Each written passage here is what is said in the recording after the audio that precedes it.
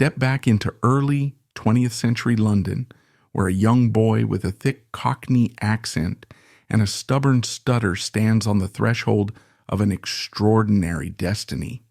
That boy, Claude Rains, would one day astonish the world with his unforgettable voice, magnetic presence, and scene-stealing roles in classics like Casablanca and Notorious.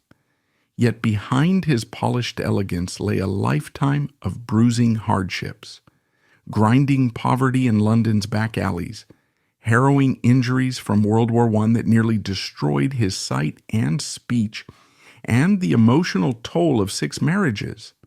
As we trace the remarkable rise of a man who moved effortlessly from the gaslit theater wings of Edwardian England to Hollywood's brightest stages and uncover the tragic circumstances of his final days, you'll discover that Claude Rains's greatest performance was, in many ways, his life itself. Claude Rains was born on November 10, 1889, in the Clapham area of London, a location that was neither genteel nor charming at the time. It was rather a patchwork of working-class streets, dotted with the occasional upscale corner, epitomizing the uneven distribution of wealth that marked late Victorian and Edwardian London. Into this world came William Claude Rains, whose upbringing reflected not only the harsh economic realities of the city, but also the tension between lofty theatrical dreams and raw survival. His father, Frederick William Rains, was a stage actor of modest reputation, known here and there for cameo roles and offstage duties. His mother, Emily Eliza, née Cox, tried to maintain stability amid the swirl of relocations and the heartbreak of losing multiple children, reportedly due to malnutrition or unsanitary conditions. According to Claude Rains himself, he was one of 12 children. Only 3 survived past infancy.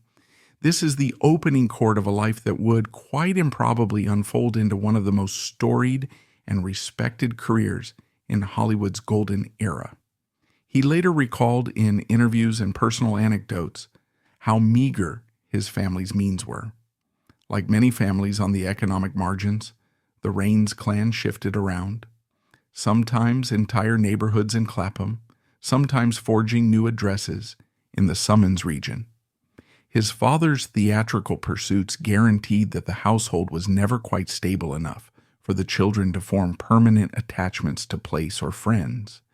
Yet the father's involvement in stage life also became the key that opened the backstage door for young Claude, letting him roam among sets, costumes, and the ephemeral illusions that animate live theater.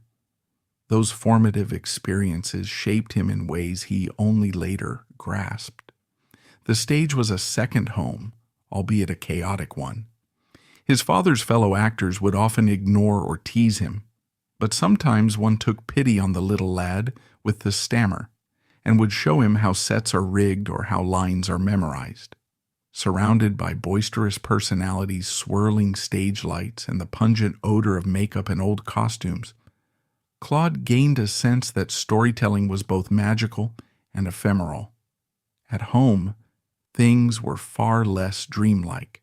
Money was short, and so was food. He once described the near-constant insecurity. Halfpennies, which he labored to bring home from selling newspapers, might constitute a whole day's supplement for the family. Among those who survived infancy, disease, or malnutrition often lingered as a threat. Hospital visits were not unusual, though seldom successful because the cost of medical treatment could be prohibitive. The father's acting job sometimes took him away for weeks on end, leaving Emily to fend for herself. She earned spare income by taking in boarders, usually traveling laborers, or lower-tier performers needing lodging. This made the cramped family quarters even more crowded, but it provided the occasional coin that kept the family afloat. Claude's speech impediment took the form of a stutter, combined with a strong Cockney accent. This accent rooted him in the working-class environment, far from the polished tones of the standard English that dominated West End theaters. According to some of his recollections, he called himself Willie Wains because that was how his stutter often forced him to pronounce his name.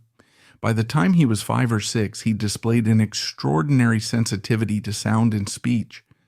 Perhaps it was the impetus to understand how to correct his own stutter, or maybe it was just an innate fascination with voices. Either way, he became a collector of vocal mannerisms, picking up comedic ways of mimicking passers-by. Family members teased him for his ability to produce silly caricatures, but he recognized in these exercises the seeds of acting. He was already, in a sense, playing roles in microform, adopting voices that weren't his. His formal education ended abruptly after 2nd grade. Sheer poverty demanded that he work, so he sold newspapers on street corners, calling out headlines in a voice that sometimes betrayed his stutter. He also sang in a local church choir, collecting a few pennies each time. By day, he was peddling the tabloids. By evening, he might join other local kids in mischief. But on Sundays, he wore choir robes and tried to produce a sweet enough sound to earn those few extra coins. This hodgepodge of experiences shaped him. He was not literate by academic standards, but he developed observational intelligence. He knew the gestures of a city, the interplay of shadows, the hectic swirl of foot traffic. He saw the desperation in people's eyes. He heard the lilt of many British dialects, from the precise clipped speech of the upper classes to the brassy slang of the working poor. All of these were future raw materials for an actor of surpassing versatility. He was about 10 years old when he made his earliest stage appearance, a cameo running role in a production at the Haymarket Theatre. The event was Sweet Nell of Old Drury, a historical comedy piece set in the Restoration era. This cameo was nominal.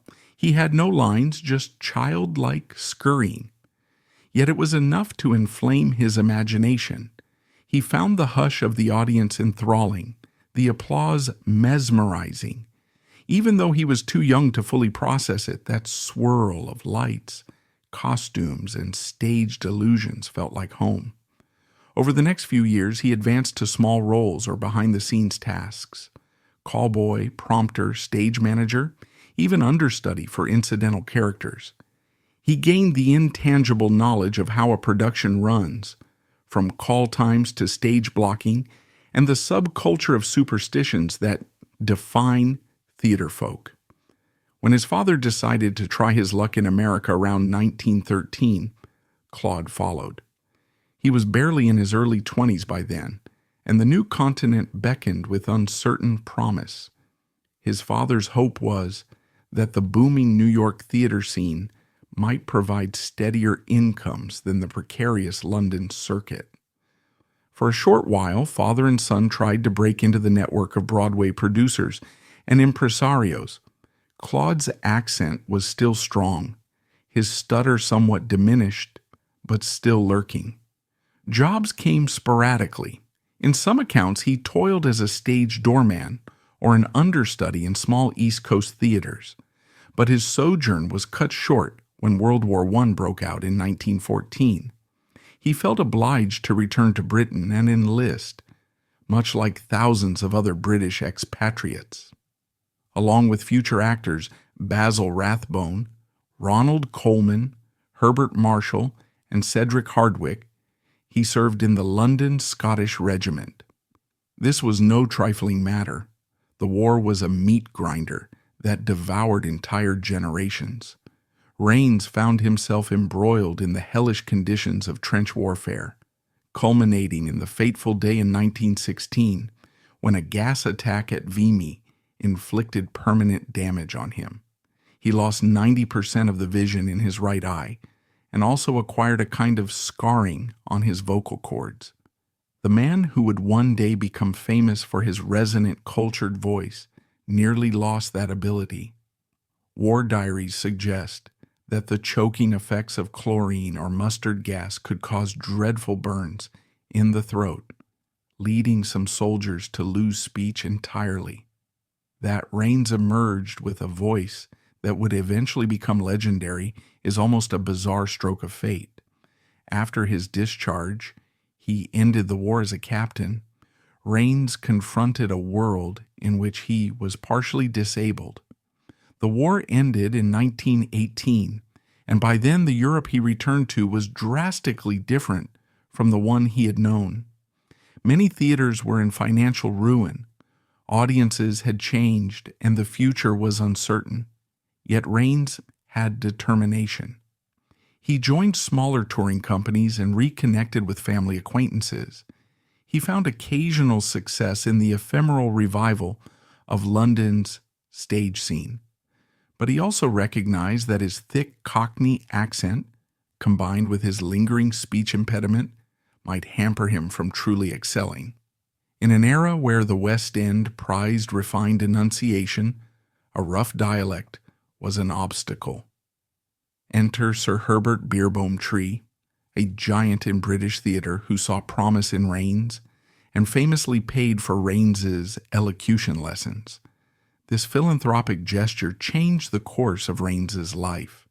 The daily grind of voice exercises slowly eroded his Cockney accent and corrected his stutter.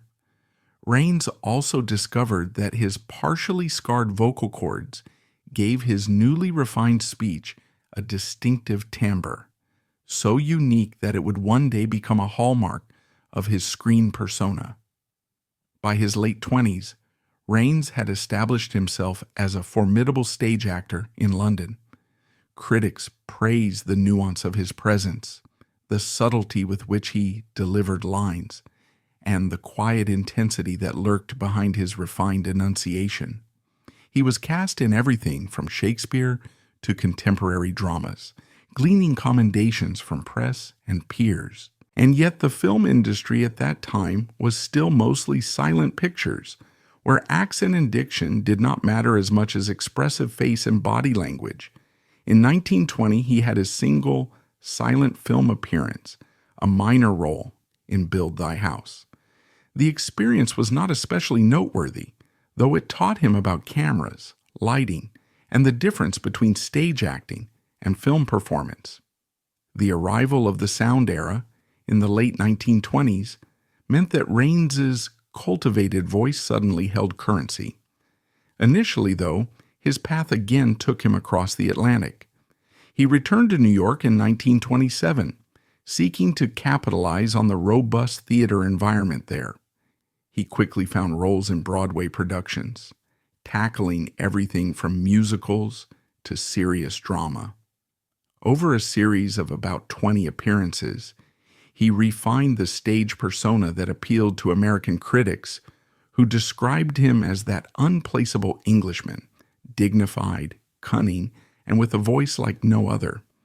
For a few years, he existed in that space, a respected stage actor on Broadway, relatively unknown in film.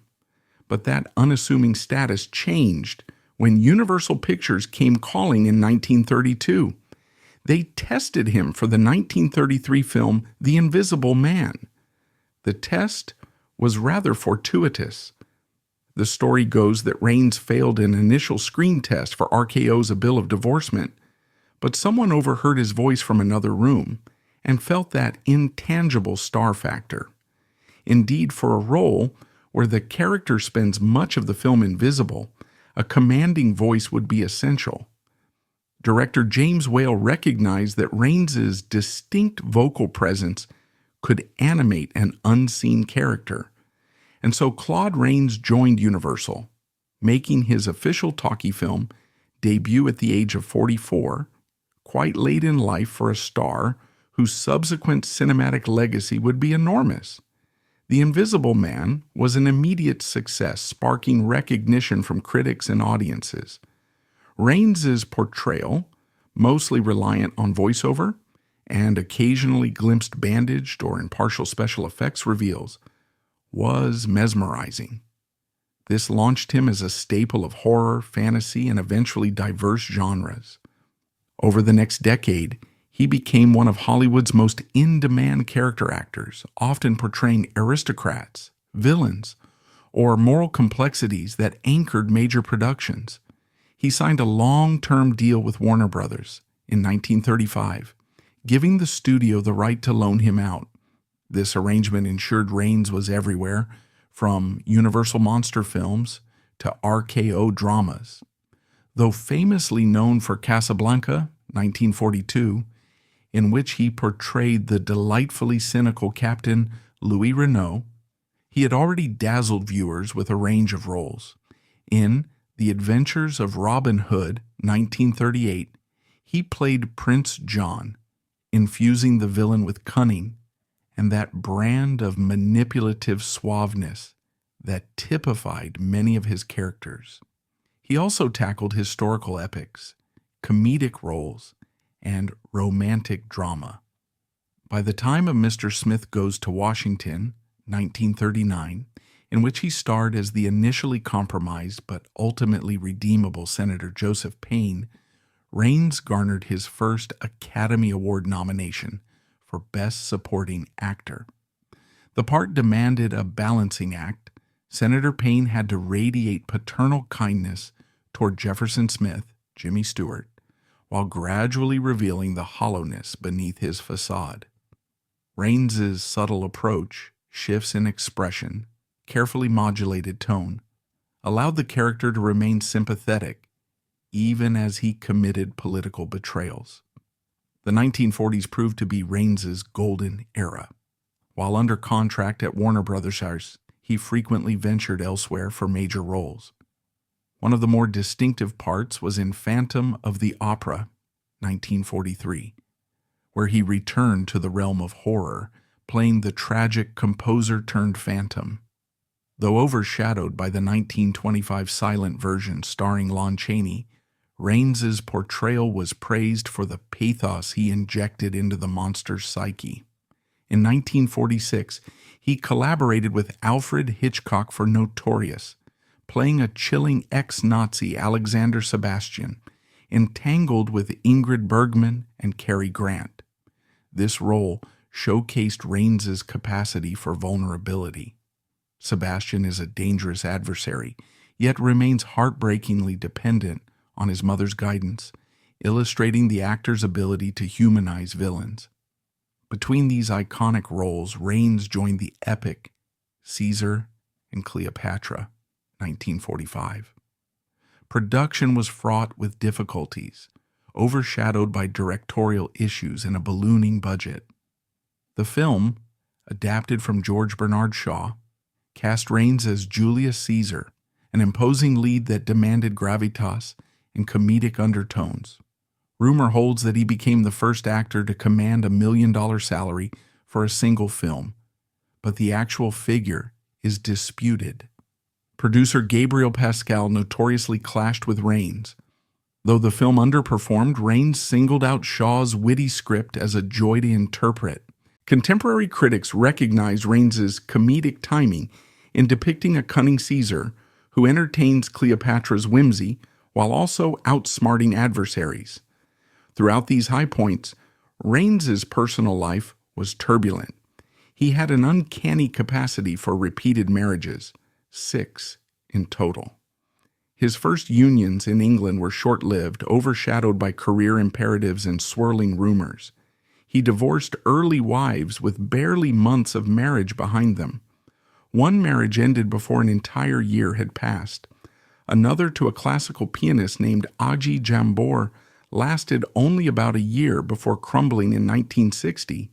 Friends and colleagues joked that Rains found marriage more complicated than mastering Shakespeare's lines, attributing the repeated breakups to an insatiable restlessness or an insurmountable chasm between his theatrical identity and personal needs. Rains fathered a single child, Jennifer, with his third wife, Frances Proper. He doted on Jennifer, who would later adopt the stage name Jessica Rains and try her hand at acting. By the late 1940s, Rains continued to hold prominent roles, though the industry was shifting. The classical studio system was beginning to crack under the pressures of post-war economics and evolving audience tastes. Nevertheless, roles such as the cynical British diplomat Dryden in Lawrence of Arabia, 1962, showed that Rains's star power endured. Under David Lean's direction, he slipped seamlessly into the part of a wry, manipulative figure within T.E. Lawrence's Middle Eastern saga.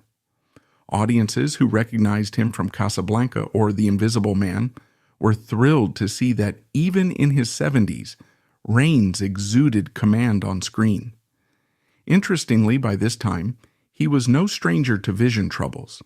His partial blindness, acquired in World War I, was further complicated by aging. He'd adapted film sets to suit his needs, sometimes requesting well-lit or carefully arranged scenes so as to follow blocking without stumbling. Yet colleagues marveled that his timing never faltered, a testament to how thoroughly he internalized lines, marks, and cues. During these decades, Rains occasionally ventured onto the small screen, guest starring in anthology series, or cameoing in shows that capitalized on his theatrical gravitas. He took roles in Irwin Allen's productions, such as The Lost World, 1960, which put him in a flamboyant Professor Challenger persona, battling dinosaurs in a campy adventure. Critics sometimes found these parts lesser than his classics, but Rains enjoyed the variety. He also appeared in Antonio Margheriti's Battle of the Worlds, 1961, a low-budget sci-fi piece that once again tested his ability to bring credibility to outlandish premises. The 1960s were both fruitful and reflective for him. On the one hand, he kept working. He had cameo bits in Rawhide, playing a lawyer in Incident of Judgment Day, 1963, and he took the role of King Herod in George Stevens's biblical epic, The Greatest Story Ever Told, 1965. On the other hand, repeated heartbreak from his short-lived marriages and the exhaustion of more than 4 decades in show business weighed him down. Perhaps the most intriguing sign of his introspection was his plan to write memoirs, collaborating with journalist Jonathan Root. Rains was self-conscious about not having a formal education. Some suspected he wanted to make sure his life's account was properly structured. He and Root began the process, but progress was slow. Rains's health was declining, and Root died in March 1967, leaving the manuscript incomplete.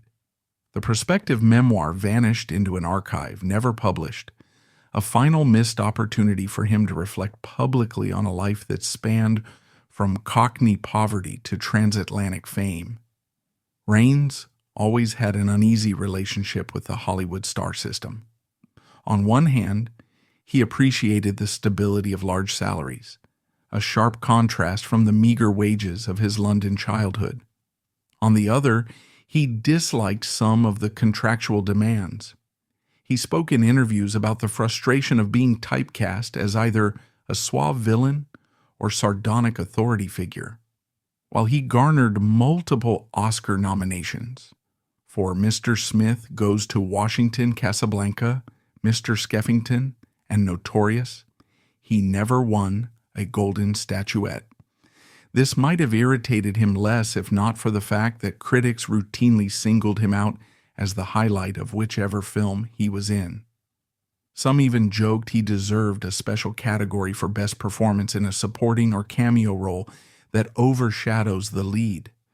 Indeed, from the haunted comedic mania of The Invisible Man to the heartbreak of Notorious, where his Nazi conspirator is undone by love, Rains's characters consistently remain iconic. Over time, he accepted the repeated near misses, viewing them as part of the industry's vagaries. In his personal circle, he was known for telling witty stories about the old days in British theatre, ones involving luminaries like Sir Herbert Tree, or chance encounters with a young Basil Rathbone.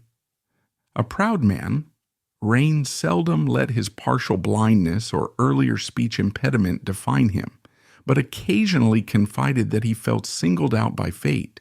He overcame so much adversity, yet ironically soared to the top of an industry that demands voice and presence.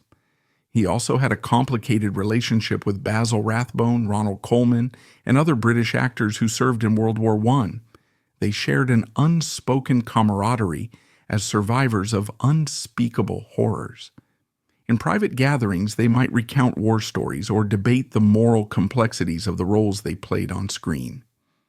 As he aged, Rains retreated from the hustle of Los Angeles, seeking quieter residences in New Hampshire.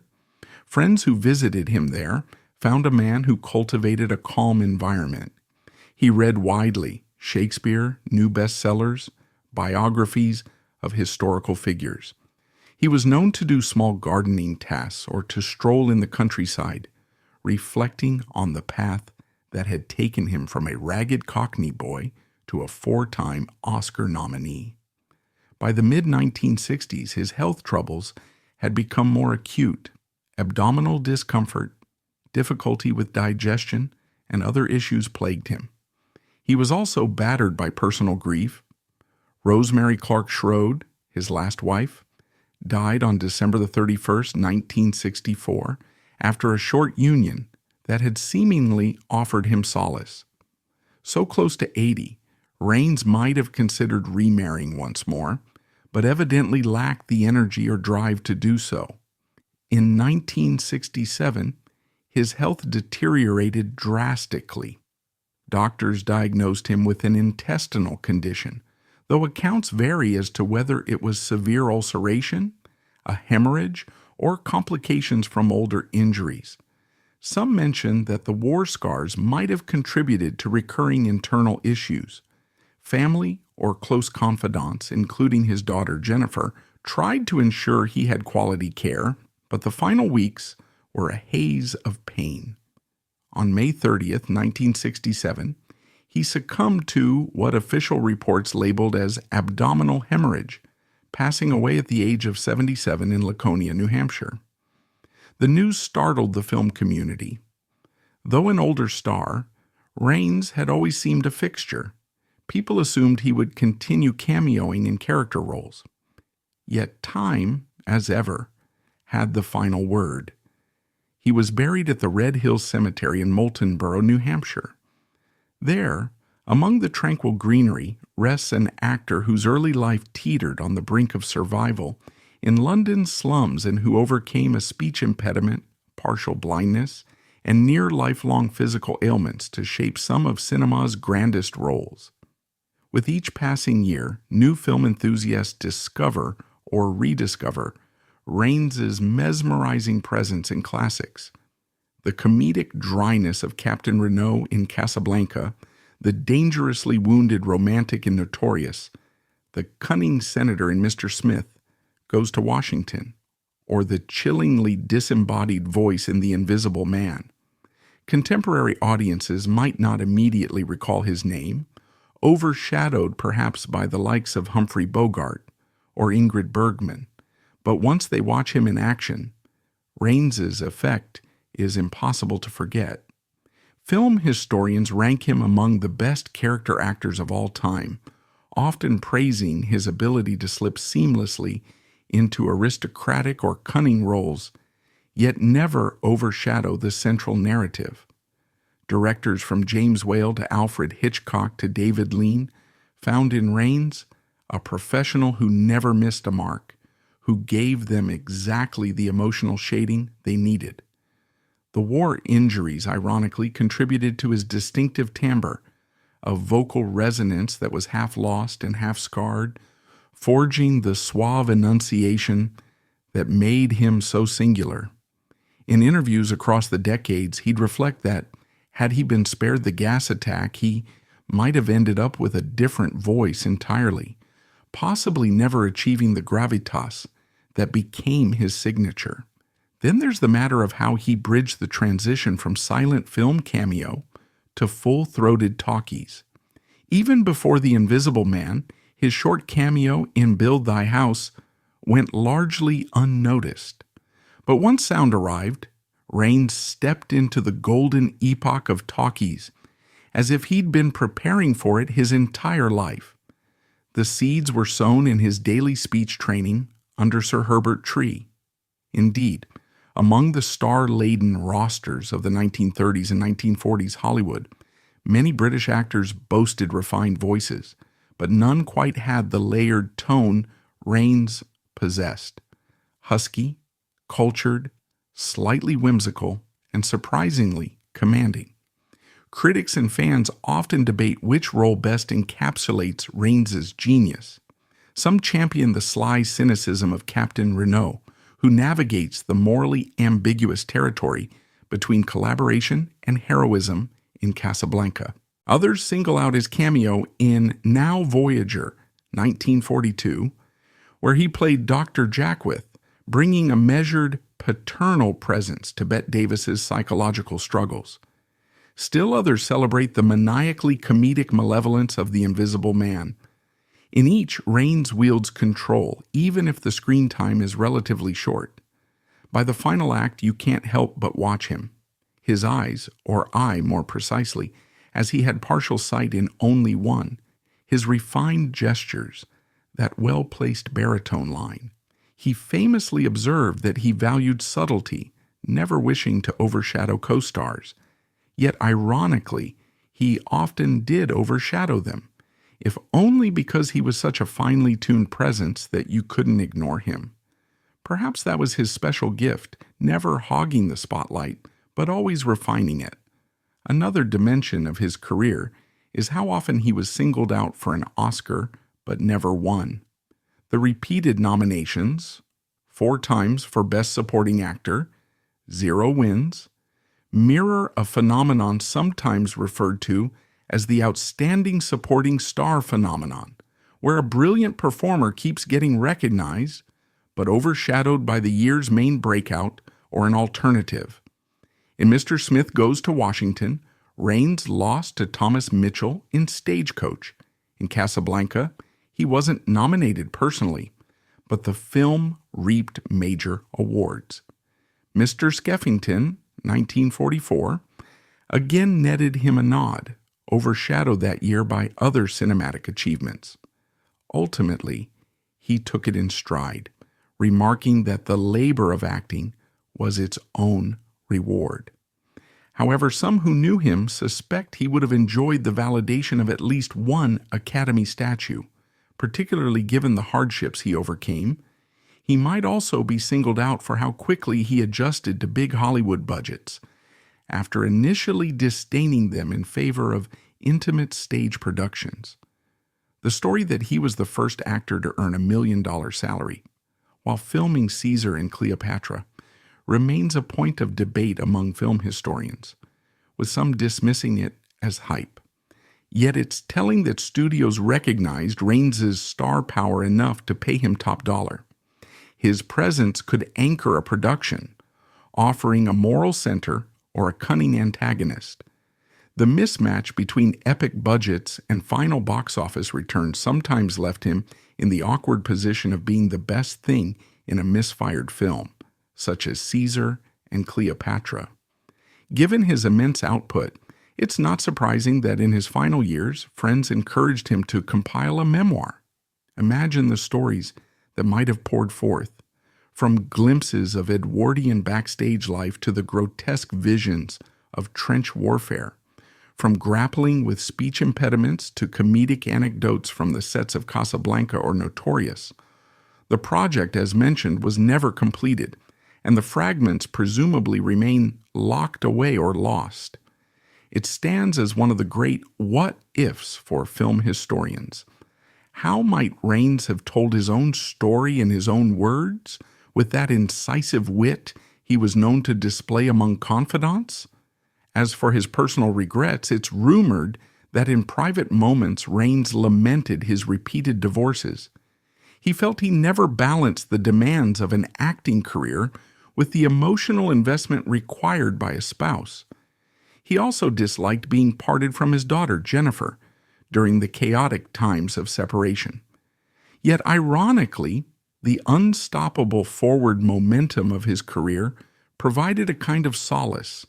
He often joked, "At least I can always return to the stage," as though the lines of Shakespeare or Molière or Shaw offered him stability that life's domestic entanglements never did.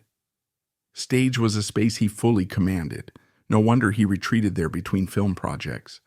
Directors marveled that in his 50s and 60s, Rains could still remember copious lines, keep them impeccably timed, and add emotional nuance each evening.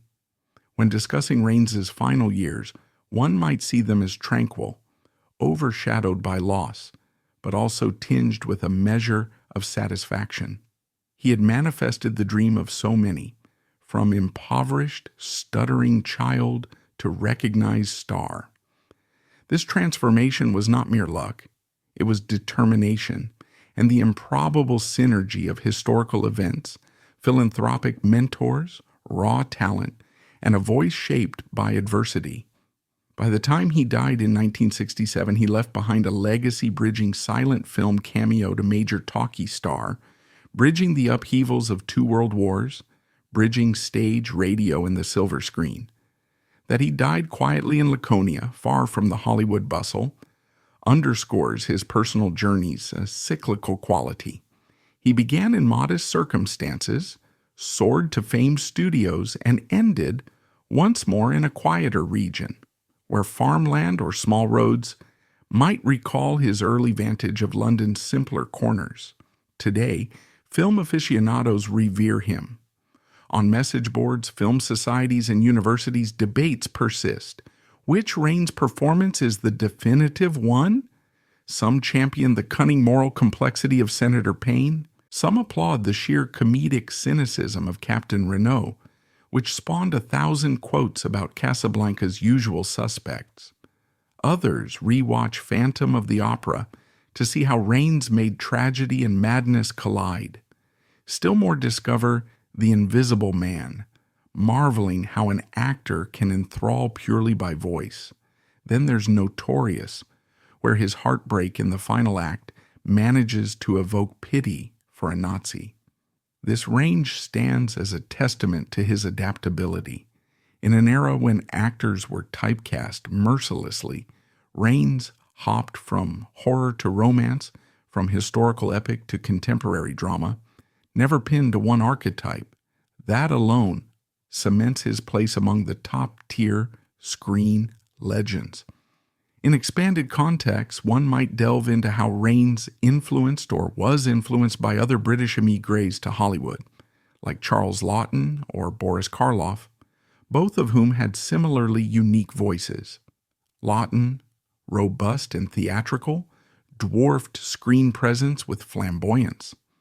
Karloff, known for Frankenstein's monster, had a slow, measured speech in other roles. Rains' voice fell somewhere in the middle, refined yet flexible enough to be comedic, seductive, or imposing.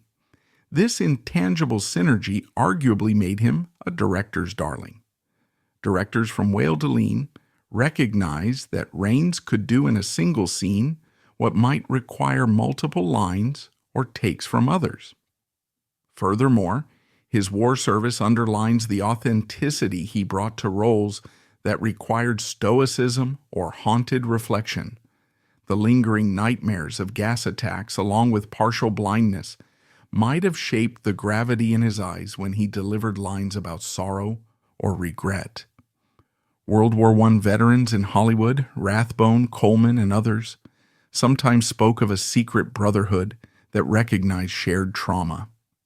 This intangible bond might have impacted how they played off each other in ensemble casts, or how they parted the veneer of glitz to talk about real pain. Had Rains lived another decade, one wonders if he would have embraced roles in the emergent wave of 1970s film. Might he have taken fatherly or paternal antagonist roles in gritty police dramas or epic historical films from that era? Could he have cameoed in TV? Or might he have simply retreated further to a quiet rural life, occasionally granting interviews about the old days with James Whale or David Lean? We can only speculate.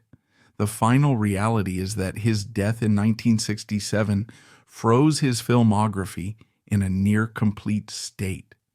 We have enough performances to see the arc of his talents, but we're left wanting more, especially in comedic roles, where he displayed a dryness that approached brilliance. In sum, the life of Claude Rains stands as a testament to the improbable triumph of art over adversity, the interplay of historical forces shaping personal destiny, and the unending tension between private heartbreak and public success. Born into poverty, shaped by war injuries, refined by paternal stage influences, and philanthropic mentors, he ascended to an arena of stardom that few achieve. Yet no stardom could shield him from multiple divorces, lingering grief, and the final toll of physical ailments. His end might be described as sad, though he left behind a luminous cinematic legacy that continues to enchant new generations. Among those who relish classic films, his name endures in affectionate awe. Each rewatch of Casablanca or Notorious, each surprising cameo in older or lesser-known flicks, stirs renewed admiration for a man whose voice and presence overcame every obstacle, class, war, partial blindness, stutter, to carve a space in Hollywood's pantheon. Surely, had his memoirs been completed, we might glean an even more intimate narrative. How it felt to test for the invisible man, or how he overcame stage fright in early musicals. We might read about his off-screen camaraderie with Ingrid Bergman or Bette Davis, or how he shaped comedic banter with Cary Grant on Notorious. We might discover deeper reflections about the emotional cost of repeated marriages, or the lingering guilt from not being able to salvage them. We might have read entire chapters on how he overcame the stutter that dogged him from childhood. Without that, we rely on secondary sources, interviews, and the scraps of recollections from co-stars and acquaintances. Still, the essential facts remain.